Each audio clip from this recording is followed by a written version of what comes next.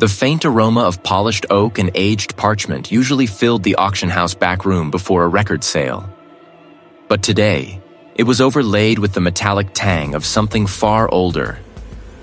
I held the bone fragment carefully, my gloved fingers tracing the faint striations on its surface. It was a section of a human cranium, small, no bigger than my thumb, unearthed from a disputed Iron Age burial site. My role was to authenticate its period, to ensure its story wasn't manufactured for a collector's inflated price. The weight of millennia pressed into my palm, a silent testament to a life long extinguished, now reduced to a commodity. Is it genuine, Seth? The auctioneer's assistant, a nervous young man with perpetually darting eyes, whispered, leaning too close.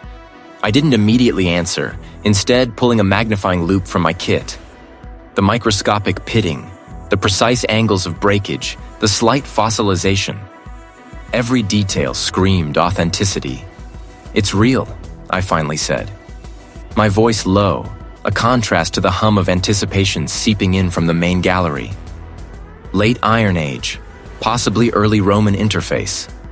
I placed the fragment back onto its velvet cushion. Its value will be immense.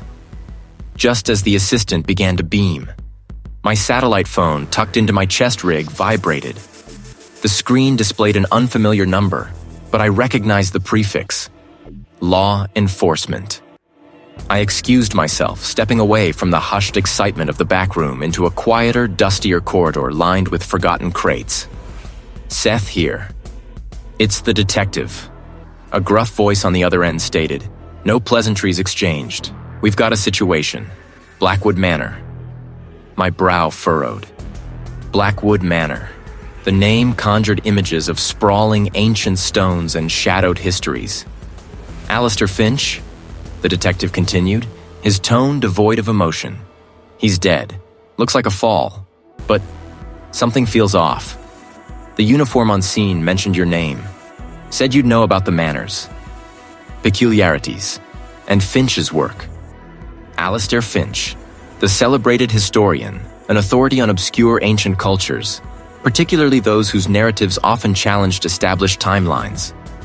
His recent work had been controversial, hinting at a vast interconnected network of pre-Roman settlements, often dismissed as folklore. His death? An accidental fall? My gut clenched. "Send me the coordinates," I said, already shedding my examination gloves. "I'm on my way." The drive to Blackwood Manor was long, twisting through increasingly dense woodland. The paved roads gave way to gravel, then eventually to a narrow, overgrown track barely wide enough for my SUV. Rain began to fall, a soft, insistent drumming on the windshield, turning the ancient oaks lining the path into blurred, menacing sentinels. The estate was notoriously remote, tucked deep within a valley, its isolation a part of its mystique. It was a fortress of history, designed to keep the world out, and perhaps its secrets in. Blackwood Manor loomed, an imposing silhouette against the churning clouds. I cut the engine. He was a man of imposing stature, his face a map of countless sleepless nights. "Thanks for coming." I simply nodded, my gaze sweeping over the manor's facade. Inside, the air was heavy with the scent of damp stone and something else, something cloying and ancient. The scene itself was a tableau of static horror. Dr. Finch lay at the foot of an immense carved oak staircase, his body twisted at an unnatural angle. A uniformed officer stood guard, his face pale. The lead investigator was already crouched beside the body, directing a crime scene technician. Finch's spectacles lay shattered a few feet away, reflecting the ambient light from a single, strategically placed halogen lamp. His tweed jacket was rucked up, revealing a flash of a worn leather belt. "Called it in immediately." I approached cautiously, my eyes already processing the scene, cataloging details. The detective kept talking. "Forensics team has secured the perimeter. They've photographed everything. But we wanted your opinion before they moved him. Given his work and this place..." I knelt, careful not to disturb anything. Finch was a man of medium build, his face etched with the lines of relentless study. His skin was pale, waxy. My gaze settled on his hands. One was outstretched, fingers slightly curled, as if reaching for something. The other was tucked beneath his body. The initial assessment from the local authorities was clear. An accidental fall. A misstep on the polished oak, perhaps. But as I meticulously observed the scene, small, almost imperceptible details began to prick at my professional intuition. The scattering of dust on the steps, for instance, wasn't uniform. It was heavier in certain spots, almost as if something had been dragged. And the pattern of the blood, though significant, didn't quite match the angle of impact one would expect from a simple tumble down a long flight of stairs. Then I saw it. Tucked just beneath the cuff of Finch's left sleeve, almost hidden by the fabric, was a minute, almost iridescent speck. It was no bigger than a grain of sand, yet its color was an unnatural shade of deep cerulean, unlike any pigment I had ever encountered in modern dyes or paints. It didn't belong. Not here. Not on a historian's tweed jacket in a centuries-old manor. My breath hitched. This was not a simple accident. This was something far more intricate. A thread pulled from a tapestry woven through forgotten time. I noted the angle of his head, the splay of his limbs, the way his spectacles had fallen, unbroken, just inches from his left hand. The scene spoke of an abrupt, unceremonious end, yet something felt off. The air in the library, thick with the scent of aged paper and dust motes dancing in the weak sunlight, held no answers I could glean from a cursory glance. My initial assessment at the manor had been about preserving the scene, documenting the obvious, not the microscopic. For that, I needed a more controlled environment. The manor's remote location meant proper forensic facilities were hours away, a journey I couldn't afford if I wanted a pristine scene for my deeper examination. A colleague, an old acquaintance with an unusual network, had suggested a temporary, secure space. An unconventional choice, certainly, but time was a luxury I didn't possess. So, under a shroud of discreet urgency, Finch's remains had been carefully transported. The space was a stark contrast to the grandeur just beyond the thick padded door. Here, fluorescent lights hummed with a clinical buzz, reflecting off the polished steel of a portable examination table that now held Finch. The room smelled faintly of antique wood polish, mixed with the acrid undertone of cleaning agents. Crates marked with indecipherable symbols were stacked against one wall, silent sentinels of untold value. From the other side of the door, muffled by the heavy soundproofing, I could discern the low murmur of anticipation, the occasional sharp clang of a gavel being tested, the distant rising crescendo of an audience gathering. It was an odd place for such a solemn task, the pulse of commerce thrumming just meters from the stillness of death. I donned my sterile gloves, a fresh mask, and positioned my high-intensity light. My kit, always meticulously organized, lay open on a nearby cart. An array of specialized forceps, magnifying lenses, a digital microscope, and collection vials. Finch's body, now stripped of his tweed jacket and carefully laid out, appeared even more fragile under the unforgiving light. His skin, still pale, had taken on a slightly bluish cast in the extremities. I began with his hands, the focus of my earlier unease. I used a handheld magnification device, sweeping it slowly over the knuckles, the palms, the backs of his fingers. The surface appeared intact, no obvious lacerations or abrasions from a fall. But I was looking deeper. I rotated his left wrist, examining the carpal bones. A faint, almost imperceptible hairline fracture on the distal radius near the wrist joint. It was a subtle break, not characteristic of the kind of impact that would result from a simple fall onto an outstretched hand. This looked more like a defensive injury, or perhaps a struggle. My brows furrowed. A fall from a height, even a modest one, usually produced more comminuted fractures, or at least clearer impact points. This was too clean, too specific. I moved to his right hand, the one that had been tucked beneath his body. Here, the damage was even more telling. Several metacarpals, the bones within the palm, showed similar delicate fractures. These were not the crushing injuries of a direct impact, but subtle, almost twisting breaks. I ran my gloved thumb along the trajectory of what I imagined the fall to be, mentally replaying the scene. The fractures didn't align. They suggested a force applied before or during the fall, not solely by the fall. My suspicion, a cold knot in my gut, began to solidify. Next, I turned my attention to Finch's clothing, now carefully laid out on a separate sterile sheet. I used a fine bristled brush to collect any loose particulate matter, sweeping it into a collection tray. Then, with my digital microscope, I began a detailed scan of the fabric. The tweed, a dense dark gray, was surprisingly clean, save for the expected dust from the manor and some faint soil smudges consistent with his position on the floor. But then, on the left cuff of his shirt, just above where the wrist fracture lay, I found it. Tiny iridescent flecks, almost like glitter, embedded deep within the weave. They caught the light with an unusual brilliance, a spectrum of greens and blues that seemed alien to the fabric. I carefully extracted a few with fine-tipped forceps, placing them onto a microscopic slide. Under higher magnification, they resolved into crystalline structures, angular and almost unnaturally perfect. This wasn't dust from the manor. This wasn't typical environmental debris. It possessed the distinct luminescence of a specific mineral. I compared the sample to a mental database of geological formations I'd encountered in my work. Nothing native to the region around the estate matched its unique crystalline structure or color. This mineral, whatever it was, had come from somewhere else entirely.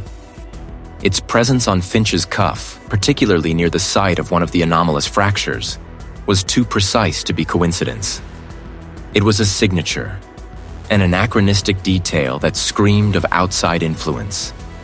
The muffled sounds from beyond the door seemed to grow louder, the impending auction a stark reminder of the world outside this sterile bubble of revelation. Finch hadn't simply fallen. He had been hurt, perhaps even attacked, before his final descent. And someone, or something, had brought a piece of a foreign world to the heart of that ancient library. I had my first solid piece of evidence, and it pointed not to accident, but to murder. I'd carefully collected samples from the historian's clothing, from the floorboards beneath his outstretched hand, and from the peculiar residue I'd brushed from the spine of a fallen tome. Today, my attention was on a set of Bronze Age tools, purportedly from a recently discovered European hoard. The auction house's lead appraiser, a woman with a hawk-like gaze and an encyclopedic knowledge of antiquities, had given me free rein to examine them for authenticity. The room hummed with a nervous energy, the clink of glass cases being locked, the hushed voices of staff making final preparations. Display tables, draped in dark cloth, held a glittering array of jewelry, ancient pottery, and fragments of what looked like a Roman mosaic. My phone vibrated, pulling me from a detailed examination of a patinated chisel. It was a secure message from my lab contact. The subject line read, "Finch Case, Mineral Analysis." I tapped it open, my gaze sweeping over the technical jargon until a specific phrase jumped out. High concentration of hydrous magnesium phyllosilicate, consistent with serpentine group minerals, notably chrysotile, combined with trace elements characteristic of the specific geological formation. My eyes narrowed. This wasn't just any dust. This was a geological fingerprint. The report went on to detail the unique isotopic signature, pinpointing a remarkably specific origin. It described a mineral composition almost identical to samples cataloged from a remote, largely unmapped archaeological zone. A zone known for its volatile geology and, more importantly, for its unsanctioned digs. Dr. Finch, the historian, had been quietly obsessed with that very region for the past year. I remembered a cryptic email exchange on his terminal, glimpsed during my initial sweep of his study, concerning unorthodox methodologies and unverified claims related to that same area. I thanked the appraiser, making a mental note to return to the Bronze Age tools, but my focus had abruptly shifted. The air, once merely perfumed, seemed to thicken with a different kind of impending weight. I needed to move, to understand the connection between the dust, Finch, and this clandestine site. My vehicle ate up the miles, leaving the manicured urban sprawl behind, transitioning to winding country roads that eventually dissolved into little more than gravel tracks. The landscape grew increasingly rugged, the hillsides scarred by recent logging and the occasional, almost invisible dirt path leading into dense thickets of pine. The coordinates from the lab report, cross-referenced with satellite imagery and Finch's own archived research, led me deeper into this forgotten corner of the world. After nearly 2 hours, the track ended abruptly at a makeshift clearing. A rusted, unmarked utility vehicle was parked haphazardly beneath a drooping canopy of fir branches. Ahead, the ground sloped sharply into a natural depression, partially obscured by overgrown scrub. As I approached on foot, I began to see the telltale signs: freshly turned earth, discarded tarpaulins flapping in the faint breeze, and the skeletal remains of a temporary shelter. This was it, the unsanctioned archaeological dig site. The air here was different, cooler, carrying the damp scent of pine needles and damp earth. A recent shower had plastered everything with a thin layer of mud. I saw a small, hastily covered trench, its sides shored up with rough-hewn timbers. Scattered around were buckets, shovels, and a sieving screen, all bearing the same distinctive reddish-brown dust I'd found on Finch. This wasn't a casual exploration. This was a serious, if covert, operation. A figure emerged from the partial shelter, startled by my presence. It was a younger individual, slight of build, with a face smudged with dirt and dark circles beneath tired eyes. Their posture was defensive, ready to bolt. "My name is Seth," I said, my voice calm even. "I'm investigating the death of Dr. Finch." The assistant flinched, their grip tightening on the notebook. "Dr. Finch?" I heard. Terrible news. Their eyes darted around as if expecting someone else to appear. "I haven't been here long. Just tying up loose ends." "Loose ends related to this site?" I prompted, gesturing to the trench. "The mineral dust I found on Dr. Finch's body matches this exact geological signature." "He was here recently, wasn't he?" The assistant hesitated, their gaze falling to the muddy ground. He was here a lot, especially in the last few months. He was different, obsessed, you could say. They kicked at a loose stone. He was convinced this site held something extraordinary. A lost artifact, he called it. Something that would rewrite history. "What kind of artifact?" I pressed. "And why the secrecy? Why an unsanctioned dig?" Their shoulders slumped. He said it was too important, too fragile to go through official channels. Said they would try to suppress it. They being, well, anyone who didn't agree with his interpretation. A shiver ran through them, despite the mild temperature. He started meeting with people, not academics, not collectors. Enigmatic figures, always at odd hours, in places I wasn't supposed to know about. He'd come back agitated, sometimes exhilarated, sometimes just scared. Scared of what? The assistant finally met my gaze, their eyes wide with genuine fear. He never said explicitly, but he started talking about forces at play, about a legacy that had been deliberately forgotten, and how this artifact was the key to unlocking it. He said he was close, too close, to something monumental. And then, he's dead. They swallowed hard, their voice dropping to an almost inaudible murmur. "I think he found it, Seth. Whatever it was. And I think those figures he met with. Finch hadn't just been obsessed. He'd been hunted. And now I was standing in the very place where the hunt had begun. The faint chill of morning still clung to the air as I navigated the winding dirt road towards the estate's secondary dig site. The primary area, where Finch had conducted his official work, had been meticulously documented. This secondary location, however, was less formal. A series of exploratory trenches Finch had mentioned in his scattered notes, hinting at a deeper stratum. The local officer, a man named Miller, had given me directions with a sigh, clearly eager for me to conclude my investigation. Pine needles and damp leaves formed a thick carpet everywhere else. But here, the soil was exposed, churned. I saw fresh tire tracks, deep ruts that hadn't been there when I'd first visited the estate grounds. These weren't the tracks of official archaeological vehicles. They were wider, heavier, cut into the mud with a recent aggression. I walked the perimeter, my boots crunching on loose gravel. The air smelled of turned earth and something metallic, faint, like old rust. There were signs of recent illicit activity everywhere I looked. A discarded, half-empty fuel can lay near a hastily covered pit. The edge of a trench showed tool marks that were too fresh, too sharp, to be from Finch's older, more careful excavations. These were the gouges of hurried, powerful digging.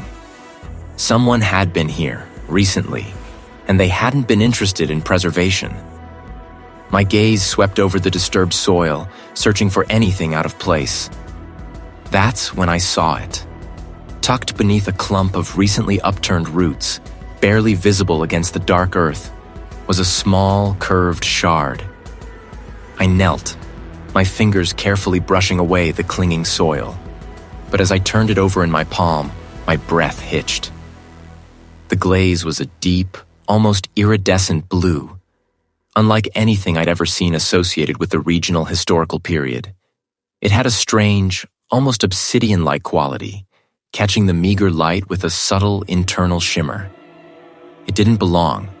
Not here, not now, not with the established chronology of the site. This wasn't just a misplaced artifact. It was a deliberate, impossible intrusion. It felt ancient, yet somehow wrongly ancient for this specific context. I carefully placed the fragment into a small evidence bag, my mind racing. Finch's deeper stratum. Had he found this? Later that afternoon, back at the temporary field office set up in the estate's annex, I faced the growing resistance.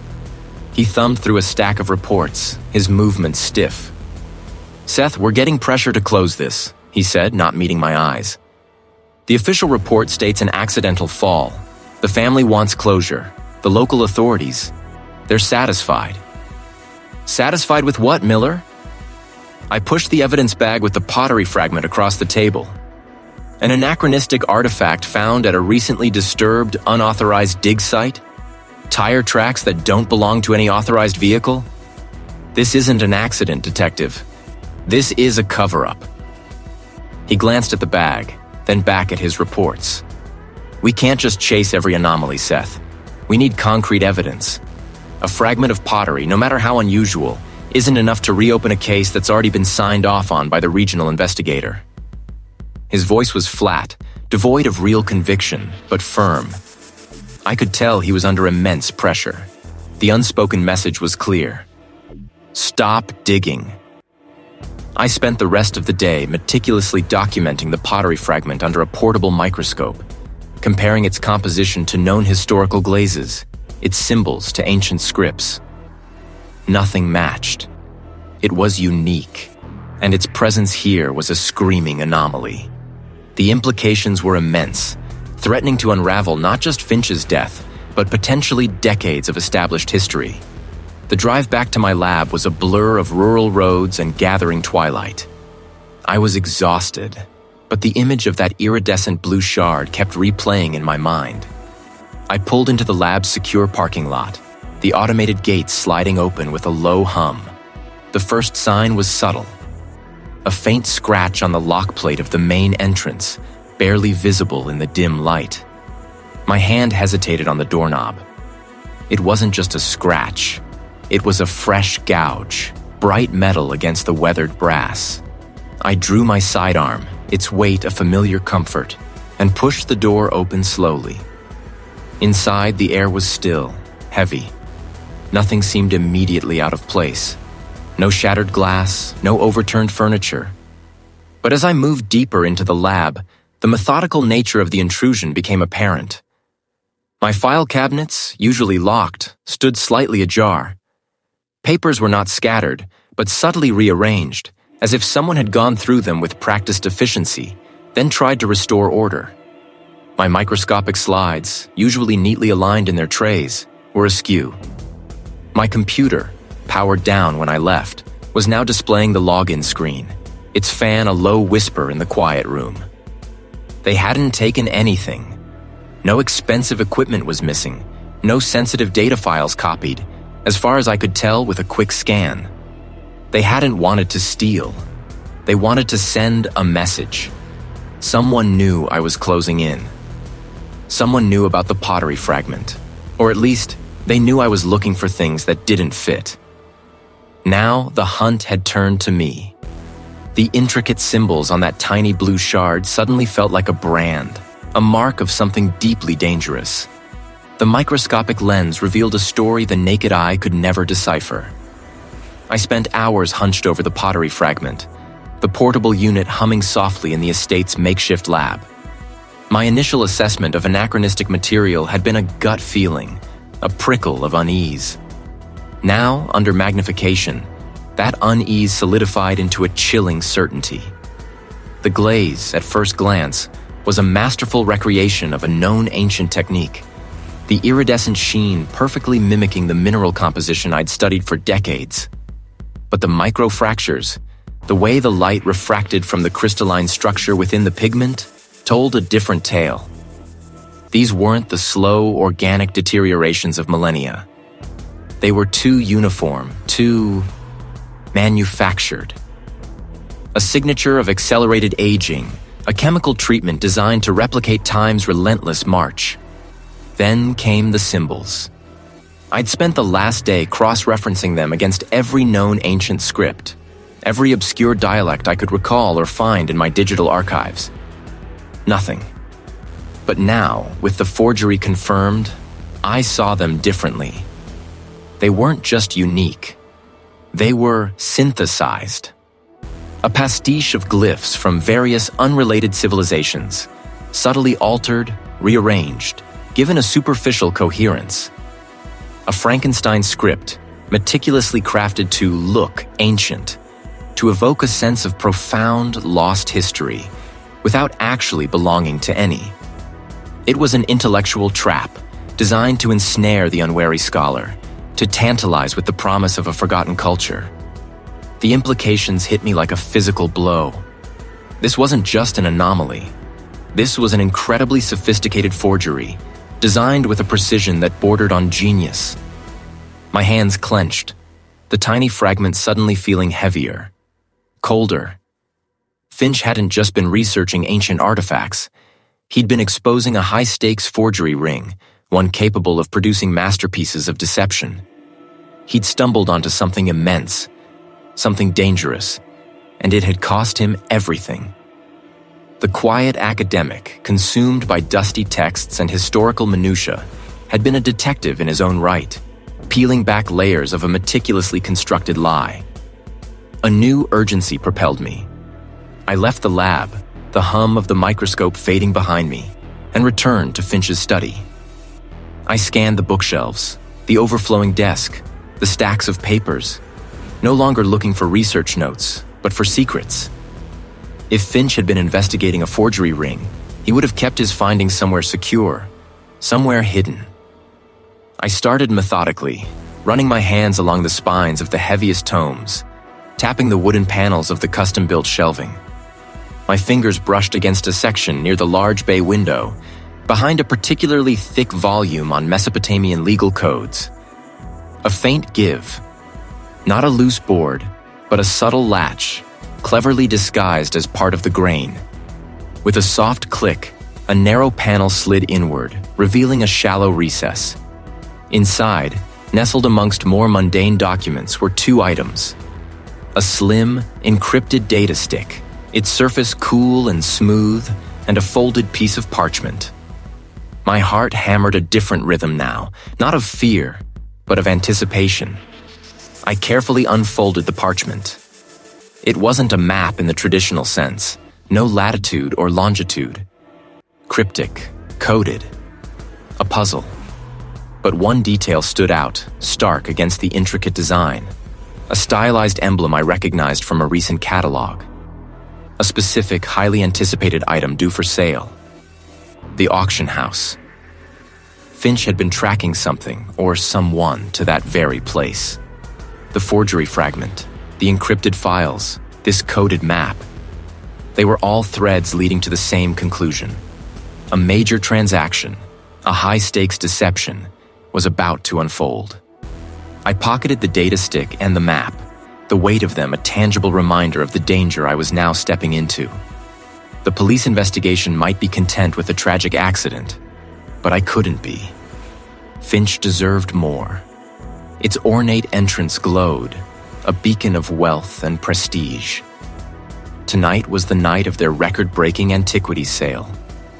The noise of the city traffic faded, replaced by the low thrum of the building's ventilation system, a steady pulse that seemed to mock the quiet violence that had brought me here. My mission wasn't just to unearth the truth about Finch's death, but to expose the architects of this elaborate lie. And I knew, with a certainty that settled deep in my gut, that they would not appreciate my interference. Rising action. The microscopic lens revealed a story the naked eye could never decipher. Now, under magnification, the truth bloomed like a grotesque flower. The ceramic wasn't simply old, it was a composite. Layers of different eras, fused together with a modern adhesive I identified as a high-grade epoxy resin. A forgery, meticulously crafted to deceive. The historian hadn't just stumbled upon a fake, he'd unearthed a masterpiece of deception. The encrypted files were a tougher nut to crack. They were on a heavily modified laptop I had found hidden behind a loose brick in the historian's study. The encryption protocol was obscure, something I hadn't encountered before. Days blurred into nights as I ran decryption algorithms, fueled by lukewarm coffee and the gnawing certainty that I was on the verge of something significant. Finally, a breakthrough. A partial decryption yielded snippets of text, enough to paint a chilling picture. The legacy. The keepers. Names whispered in hushed tones, references to historical societies I knew existed, but always on the fringes, cloaked in secrecy. The files spoke of artifacts, not as objects of study, but as instruments of power. The manipulation of history itself, rewritten to suit someone's agenda. The map, recovered from the victim's pocket, was another piece of the puzzle. Initially, it seemed like a crude depiction of the estate's grounds. But using the forensic imaging techniques I usually reserved for bone fragments, I enhanced the faded ink, revealing layers beneath the surface. It wasn't just a map, it was a coded key. Geographical markers corresponded to dates, names, and events mentioned in the decrypted files. The estate, it turned out, was a nexus point. A place where the keepers had convened, plotted, and buried their secrets. My phone buzzed, jolting me from my concentration. It was the detective. "Seth, we need to talk, urgently." His voice was tight, strained. "I've got something that might interest you. Meet me." The words hung in the air, heavy with implication. What had he found? And why the cloak and dagger routine? I drove to the city, the estate shrinking in my rearview mirror. The auction house loomed, a monument to wealth and privilege. The air thrummed with anticipation. Tonight, a collection of ancient Roman coins was going up for sale, expected to break all records. I found the detective waiting for me in a dimly lit corridor behind the main auction room. Crates were stacked haphazardly, revealing glimpses of shrouded artwork and antique furniture. The air smelled of dust and old money. "What is it?" I asked, my voice low. The detective didn't waste time. He handed me a file. "This arrived anonymously this morning. It's a background check on the historian. I opened the file, my eyes scanning the contents. It was comprehensive, detailing the historian's life from childhood to his final days. But it was one detail that caught my attention. Look at this. He pointed to a photograph attached to the file. It was a grainy image, taken from a distance, but I recognized the historian instantly. He was meeting with someone, a shadowy figure, face obscured by a wide-brimmed hat. "Can you enhance it?" I asked, already knowing the answer. "We've tried. It's too blurry. But we ran facial recognition software. We got a partial match." He handed me another photograph. This one was clear, a headshot of a man in his late 60s with piercing blue eyes and a hawkish nose. "The Keepers." The detective nodded grimly. "He's here tonight, and we don't have enough evidence to bring him in. Not yet." He paused, his eyes narrowing. "But I think I know how we can get closer." He gestured towards the main auction room, where the auctioneer's voice was already booming, announcing the start of the sale. He's here for something specific. I knew with a sickening certainty that we were walking into a trap. But we had no choice. The truth and the answers to the historian's death lay within those gilded walls.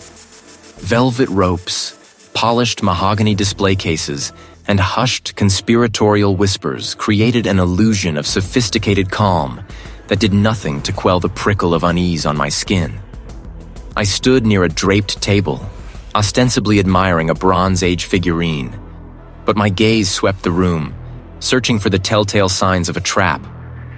The colleague who had led me here, a sharp-eyed specialist in antiquities, caught my eye and offered a tight, almost imperceptible shake of their head. "Nothing yet," the gesture implied.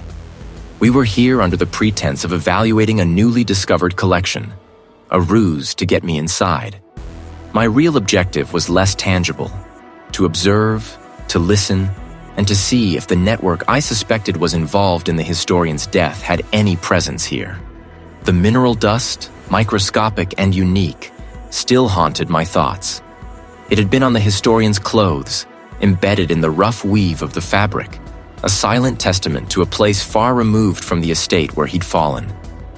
That dust, I now believed, was a breadcrumb, deliberately or inadvertently dropped. I let my eyes drift over the faces.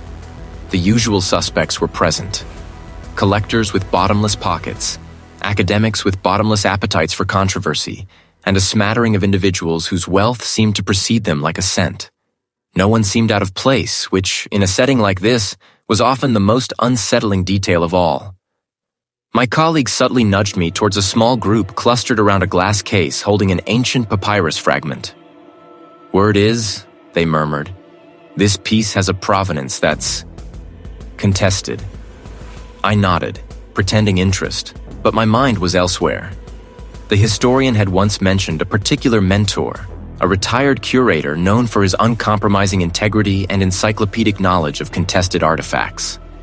He'd been a fierce advocate for ethical archaeology, often clashing with institutions over provenance issues. If anyone knew the dark underbelly of this world, it would be him. The thought solidified into a plan, pushing aside the immediate tension of the auction house. This was a diversion, a place to gather atmospheric data, but the real answers lay outside these gilded walls. I needed to move. "I need a breath of air," I muttered to my colleague, already turning towards the exit, navigating the tight knot of onlookers. Too much excitement. Their eyes narrowed slightly, understanding my unspoken signal. "Don't get into trouble, Seth." "When do I ever?" I replied. It took me the better part of the afternoon to track down the retired curator. His address, an old brownstone tucked away on a quiet, tree-lined street, was exactly what I'd pictured. The building itself sagged with age, its brick facade softened by decades of ivy. Bookshelves groaned under the weight of volumes crammed from floor to ceiling, an archaeological dig site in itself. The curator, a gaunt man with a magnificent shock of white hair and eyes that still held a spark of defiant intelligence, greeted me with a weary sigh. He remembered me from a few conferences, a younger, less jaded version of himself. He offered weak tea, his hands trembling slightly as he poured. "Seth," he began, his voice raspy, "I heard about Poor the historian. A tragedy." "More than a tragedy, I believe," I countered, setting down my untouched cup. "I found something unusual. A specific mineral dust. And I think it points to something he was investigating, something dangerous." His gaze, which had been fixed on a distant shelf, snapped to mine. "Dangerous?" he repeated, a tremor in his voice. He was always poking at hornets' nests, obsessed with... He rose, walking to a window and staring out at the rustling leaves of an old oak. "You're treading on very thin ice, Seth. Thinner than you know. I have to know. The historian died for this. What are the keepers?" The name hung in the air, a heavy, unarticulated weight. He turned back slowly, his face etched with a mix of fear and resignation. "They are an old society, not a myth. Powerful. Their roots go back centuries, dedicated to controlling archaeological finds. Not for preservation, not for scholarship, but for power. Political leverage, financial gain. They manipulate narratives, suppress discoveries that don't fit their agenda. They believe certain artifacts, certain histories should remain exclusive." My mind raced, connecting the dots. The historian's work, the strange anachronisms I'd found, the mineral dust. It all began to coalesce. "The dust I found," I explained, pulling a small, sealed evidence bag from my kit. I held it up. Inside, barely visible, was the fine crystalline powder. It's unique. I've traced its elemental composition. It's found in very specific geological formations far from the estate where the historian fell. But I believe it points to where he was before he died. The curator took the bag, his fingers surprisingly steady as he held it up to the light. "This particular aggregate," he murmured, almost to himself. I remember the historian talking about it. He'd found similar traces on an old collection of parchments, artifacts he'd been denied access to for years. He paused, a deep sigh escaping him. "This composition, it's unique to the subsoil around a very specific location. A remote private estate. It's an ancient place known as Blackwood Manor. It was once the site of a significant Roman villa, but all archaeological access has been strictly forbidden for decades, citing preservation concerns. The current owner is, well, they're notoriously private and fiercely protective of their legacy. Blackwood Manor, a remote private estate, historically significant, its secrets guarded by a powerful clandestine society. The pieces clicked into place, forming a terrifyingly clear picture. The trap in the auction house might have been a feint, a distraction. The real danger, I realized, lay at Blackwood Manor. Blackwood Manor. The name had been a whispered warning, a chilling finality that echoed the historian's last moments. It wasn't just a location. It was a nexus, a stronghold for the clandestine society I was now certain was behind his death and the illicit trade. The pieces had clicked into place with terrifying clarity, showing a man who hadn't merely stumbled upon a conspiracy, but had walked directly into its maw. My next move had to be precise, calculated, and executed under the cover of utter secrecy. I approached the estate under the cloak of a moonless night, the winding access road barely more than a gravel track through dense ancient woodland. Blackwood Manor itself was a formidable silhouette against the horizon, a sprawling Gothic revival structure that seemed to grow out of the very rock it was built upon. High walls, topped with razor wire, ringed the perimeter, punctuated by discreetly placed cameras that glinted like predatory eyes in the faint ambient light. No obvious entry points presented themselves, which was precisely what I expected from a prominent industrialist and collector like Elias Thorne. My infiltration wasn't about brute force. It was about observation, patience, and exploiting the tiny, overlooked flaws in any system.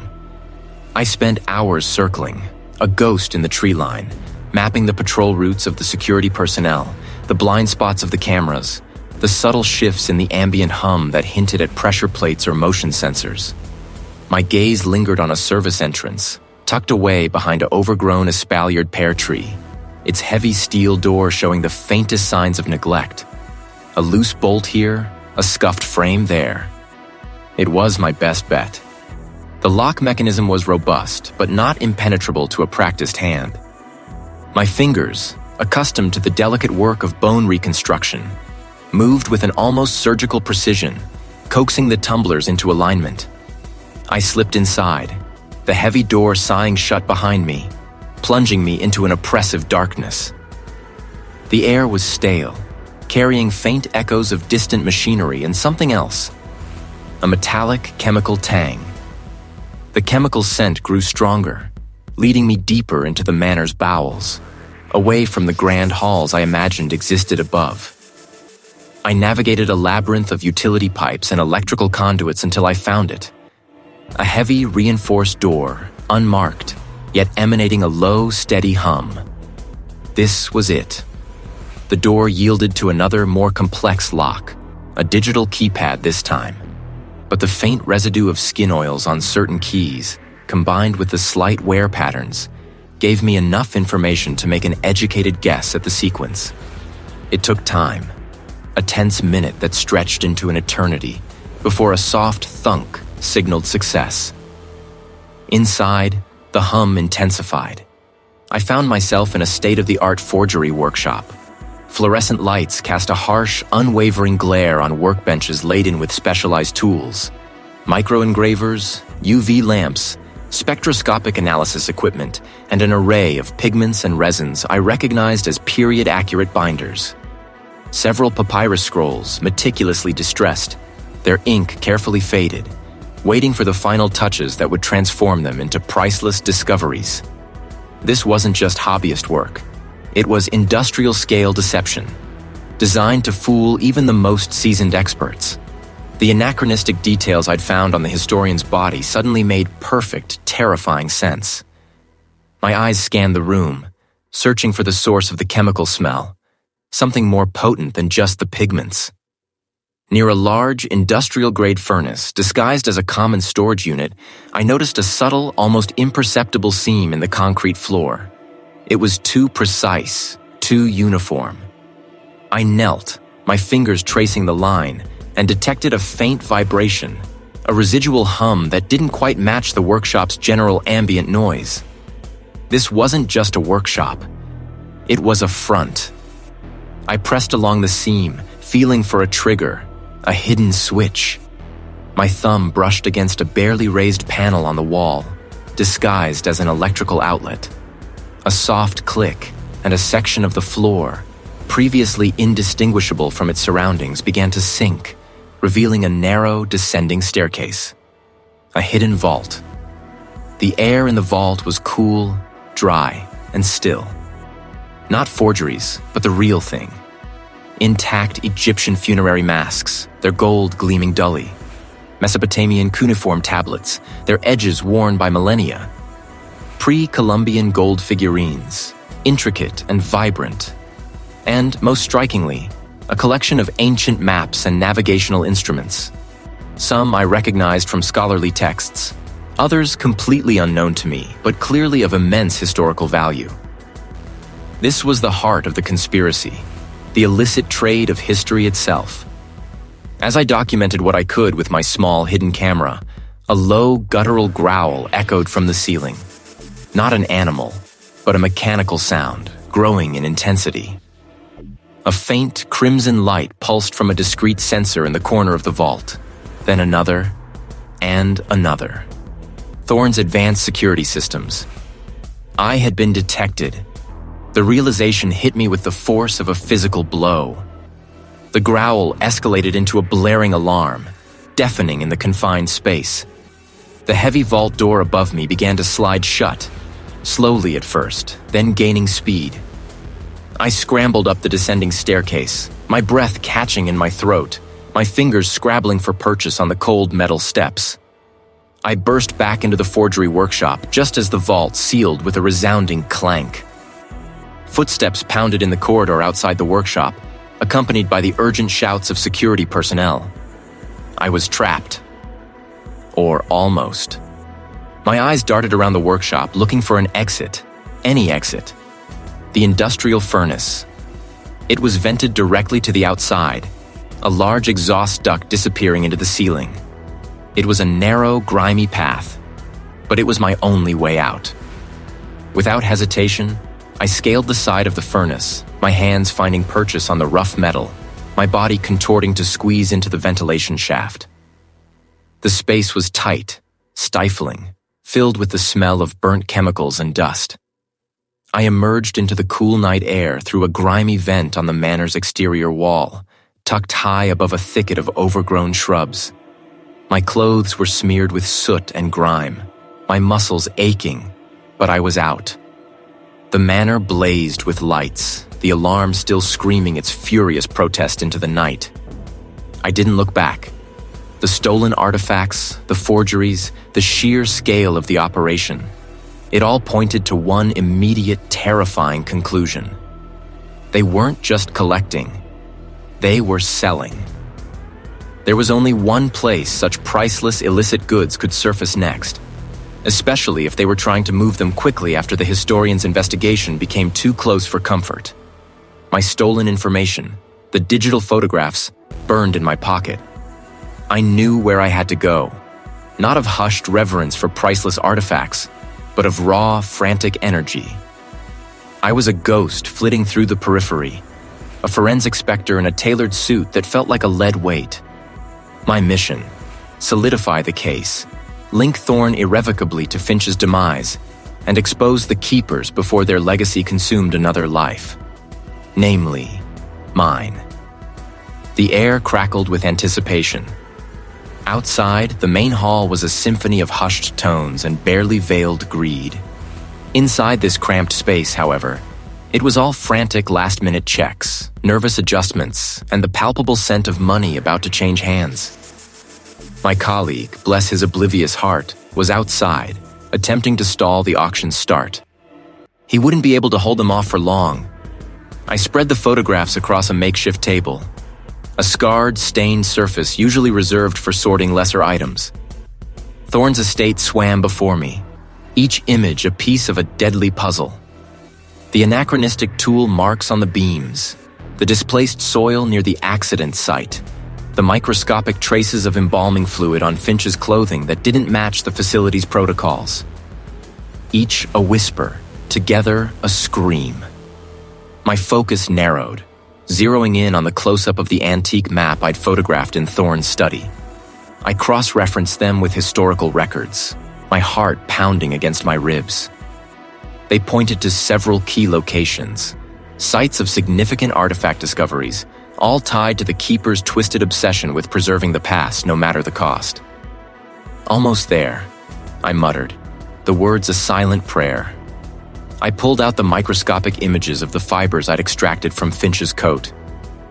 They were unique, a blend of rare wool and an even rarer silk, dating back centuries. I'd sent them to a specialist I trusted implicitly, someone who wouldn't ask questions. The report had come back hours ago, confirming my suspicions. The fibers matched those found in tapestries owned by Thorne, tapestries that were never supposed to leave his private collection. I layered the evidence, building a forensic fortress. The tool marks aligned with tools Thorne possessed. The soil composition matched the specific blend found only in the Blackwood Manor gardens. The embalming fluid, a custom concoction used to preserve artifacts, not bodies, but the overlap was there. The map coordinates, the fibers, the fluid, the soil. Each a strand, woven together into a rope that tightened around Thorne's neck. Sweat beaded on my forehead as I worked, the tension a vice around my skull. I could feel the clock ticking down, each second a hammer blow against my resolve. The auction was about to begin, and with it, the culmination of years of planning by the Keepers. They were selling off their ill-gotten gains, solidifying their power, erasing their tracks. I had to stop them. I grabbed my phone, dialing a number I'd hoped never to use. The detective answered on the second ring, his voice clipped and wary. "Seth? The keepers are real, and they're about to auction off stolen artifacts. But I don't know how much time we have." "Stay put," he said, his tone hardening. "I'm on my way." The detective was coming, but I had no illusions about his loyalties. He was walking into a viper's nest, and I had no idea if he'd come out alive or if he'd even be on my side when the dust settled. Footsteps echoed outside the door, growing louder, closer. Someone was coming. My hand instinctively went to the small, antique dagger I'd taken from Thorne's study. A silent promise that I wouldn't go down without a fight. The door creaked open. It wasn't the detective. The footsteps outside the door weren't the detective's. I knew that with a chilling certainty that settled deep in my gut. They were too deliberate, too heavy. When the door burst inward, splintering the frame, it wasn't the law, but Thorne's enforcers. Two hulking figures, their faces devoid of expression, moved with a practiced efficiency that spoke of long service to a dangerous master. I didn't resist. My mind was already racing, calculating angles, probabilities. My call to the detective had been a gamble, a desperate plea into the void. But it had also been a diversion. The auction house. "I need to speak to Thorne," I stated, my voice steady despite the tremor in my hands. "Before the sale, I have something he needs to see. Something about the provenance of his prize piece." They exchanged a glance, a flicker of uncertainty in their eyes. My words, delivered with a detached academic authority, must have given them pause. The value of the artifacts was paramount. They secured my arms, not roughly, but firmly, guiding me out of the manor and into a waiting vehicle. The ride was silent, a blur of rural roads giving way to the city's harsh glow. Crates, some open, revealing glints of ancient gold, and the dull sheen of weathered pottery lined the walls. Security cameras hummed softly in the corners, their red eyes unblinking. Technicians in black moved with hushed urgency, making final adjustments to lighting rigs and sound systems.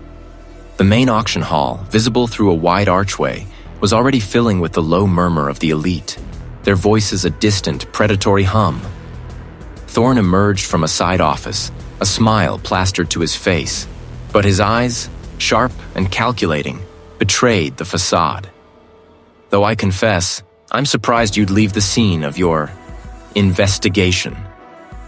He gestured vaguely at the crates. "And what could possibly be so urgent about these magnificent pieces?" "The truth," I replied, stepping closer to a display table where a large, intricately carved stone sarcophagus lid, the centerpiece of the auction, lay under a spotlight. Finch's death.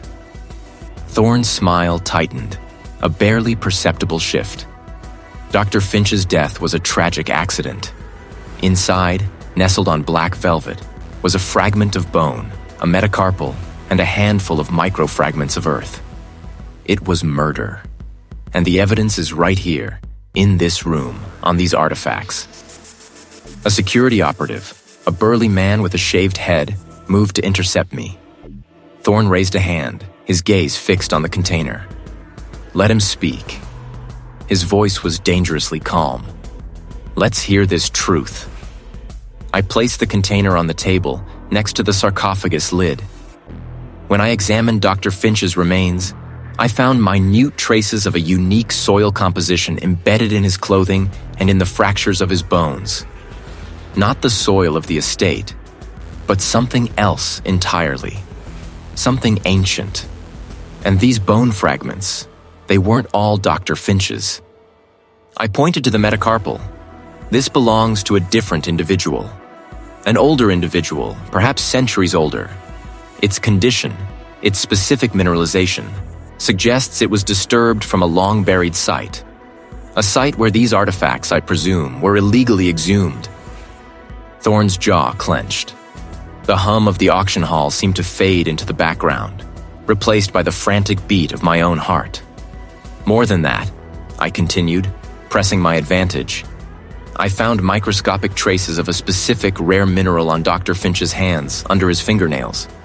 A mineral known to be associated with ancient pigments used in funerary art from a very specific, obscure region. Finch didn't just fall. He was fighting to expose you. He found something in these crates, perhaps a hidden inscription, a unique carving, or even just the telltale soil that proved their illicit origin. He tried to stop you, just conjecture. I have forensic proof, I retorted, holding up a small, sealed bag containing a clear, almost invisible film. This is a lift from the sarcophagus lid, taken from a barely visible residue. It matches the mineral traces found on Dr. Finch. A perfect, irrefutable match. He touched this. He knew. The security operative shifted, his eyes darting between Thorne and the evidence. The seed of doubt, I hoped, was planted. And the anachronistic details, I pressed on. The specific tools marks on the lid, the crude re-gluing of a broken piece of pottery in that display case. I pointed to another artifact. They all point to a rushed, unprofessional excavation. Not the careful work of legitimate archaeologists. These are grave-robbed relics, Thorne. And you're selling them. Thorne lunged, a sudden, unexpected burst of violence. His hand shot out, not for me, but for the evidence container, intending to smash it. I reacted purely on instinct, a forensic anthropologist's quick eye for trajectory and impact. I sidestepped, pulling the container back, but his momentum carried him forward, sending him crashing into the display table. The sarcophagus lid wobbled precariously. "Get him!" Thorne roared, scrambling back, his composure shattered. The security operative moved, but not towards me. He hesitated, his gaze still on the evidence, then on the teetering sarcophagus lid. The ancient piece, worth millions, was about to fall. Just then, a commotion erupted from the main hall. A voice, amplified by the auction house's sound system, boomed. "This auction is compromised. We have reason to believe these artifacts are stolen property." It was the detective. He'd made it. A wave of relief, so potent it almost buckled my knees, washed over me. Thorne's face went ashen. He looked from me to the detective's voice, to the security operative who was now looking less like a loyal enforcer and more like a man caught between a rock and a hard place.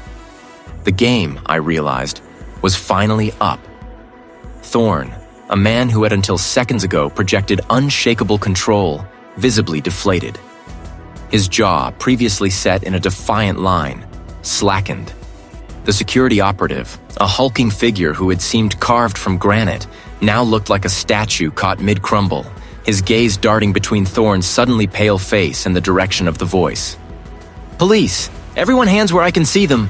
the detective commanded, his footsteps thudding with purpose as he entered the cluttered space, followed by two uniformed officers. Their presence was a sudden, overwhelming floodlight on Thorne's shadowed operation. I felt a surge of adrenaline, cold and sharp, then a profound relief that left my limbs momentarily weak. I straightened up, my gaze locking with the detective's. He gave me a brief, almost imperceptible nod, a silent acknowledgement of a shared victory, a perilous path navigated. "Detective, this is highly irregular," Thorne sputtered, attempting to regain some semblance of his former authority, his voice thin, reedy. He gestured vaguely at the crates of artifacts, the velvet-draped tables. "We are minutes from a significant sale. This will cause considerable disruption." "Disruption is the least of your worries, Thorne," the detective countered, his eyes narrowed, fixed on the man. "We have a warrant for the illicit trade of antiquities, conspiracy to obstruct justice, and the murder of a prominent historian." The last words hung in the air, heavy and damning.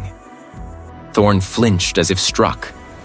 The security operative, seeing his employer's empire visibly disintegrate, slowly raised his hands, his eyes fixed on the floor. One of the uniformed officers moved swiftly, securing him, while the other approached Thorne. I watched, a silent observer as the cuffs clicked into place around Thorne's wrists. The man who had orchestrated so much, who had sought to bury history for profit, was now reduced to a figure of pathetic defiance. His bluster evaporated. He shot me a venomous look as he was led away, a silent promise of future retribution that I met with an unwavering stare. He was a broken cog in a much larger machine, and the machine was about to be exposed. My colleagues, along with additional officers, swarmed in, carefully documenting every item, every crate. I moved among them, my initial relief morphing into a quiet, focused determination. "These are the ones," I told the detective, indicating a series of crates filled with pottery shards and tarnished metal ornaments. The anachronistic repairs, the specific mineral deposits. The historian had found them, knew their true provenance. Thorne tried to integrate them into his legitimate collection, obfuscating their origin. They were the evidence. The detective nodded, already making notes. "Your report was critical, Seth. The detail, the scientific rigor. It connected the dots no one else could see. Over the next few days, the unraveling was swift and brutal. My forensic analysis, combined with the detective's relentless investigation, provided irrefutable proof of the historian's findings and Thorne's criminal enterprise. The sheer volume of evidence, meticulously catalogued, painstakingly analyzed, painted a damning picture. The public exposure of the keepers was a shockwave. My findings, detailing the ancient cult's existence, their clandestine activities spanning centuries, their obsession with controlling historical narratives and hoarding forgotten knowledge, were laid bare. The artifacts, once destined for anonymous private collections, became exhibits in a public reckoning.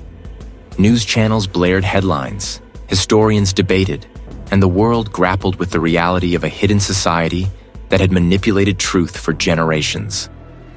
Thorne was merely a contemporary agent, a symptom of a much deeper, more insidious disease. His empire crumbled, not just financially, but historically. The immediate adrenaline of the confrontation and the subsequent flurry of activity slowly receded, leaving behind a profound sense of exhaustion. I sat alone in my office days later, the quiet almost deafening after the chaos.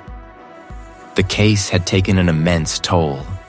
The image of the historian, broken at the base of the estate, still haunted me. His pursuit of truth had cost him everything, yet in his death, he had ignited a fire that burned through layers of deceit. I ran a hand over my face, feeling the grit of sleepless nights, the ghost of ancient dust beneath my fingernails. My work, usually a detached analysis of the dead, had plunged me into a living conspiracy, a dangerous game played with history itself. I had seen the lengths to which people would go to control narratives, to suppress inconvenient truths.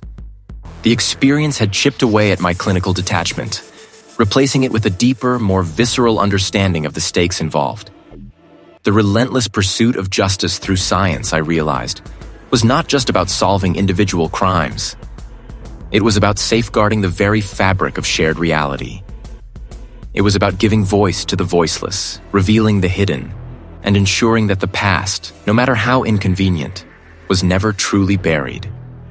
A quiet determination settled within me. My skills, my unique perspective, had proven to be a potent weapon against them. This case, with its intricate layers of history and deception, had redefined my calling. Perhaps a new, more dangerous role awaited me. One where the boundaries of forensic investigation extended beyond the immediate crime scene into the very heart of forgotten histories, challenging those who sought to control them. The quiet resolution in my chest was not an ending, but a new beginning.